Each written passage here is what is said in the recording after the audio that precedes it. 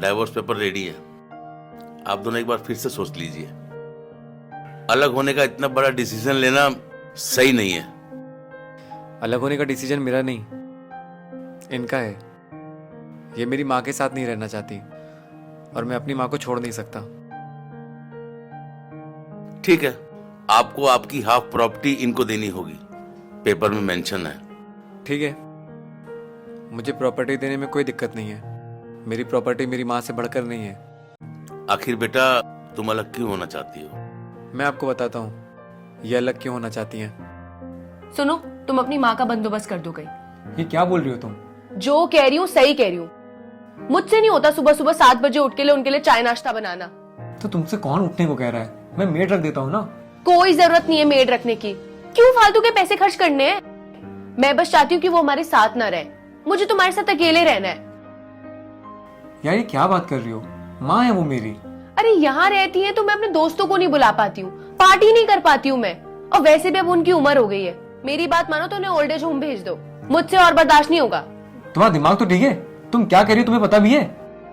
मेरी माँ कहीं नहीं जाने वाली है। उन्होंने इतने प्यार से पाला है मुझे, इस काबिल बनाया है कि आज मैं अच्छा पैसा कमा रहा हूँ। और तुम चाहती हो कि मैं अपनी माँ को अपने से दूर कर दूं?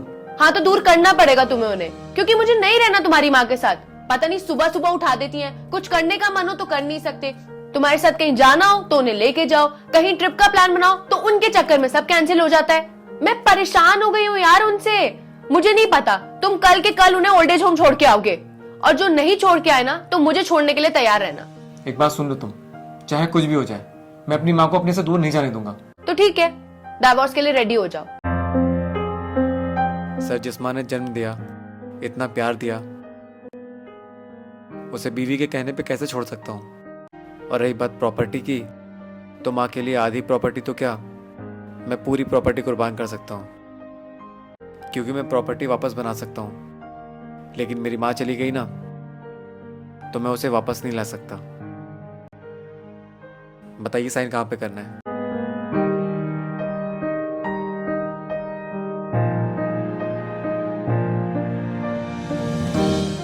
जाओ खुश रहो, लेकिन अगली बार किसी बेटे को उसकी माँ से अलग मत करना, क्योंकि माँ बाप बच्चों का साया होते हैं, और जब माँ बाप बच्चों से दूर हो जाते हैं ना तो बच्चे बेसहारा हो जाते हैं।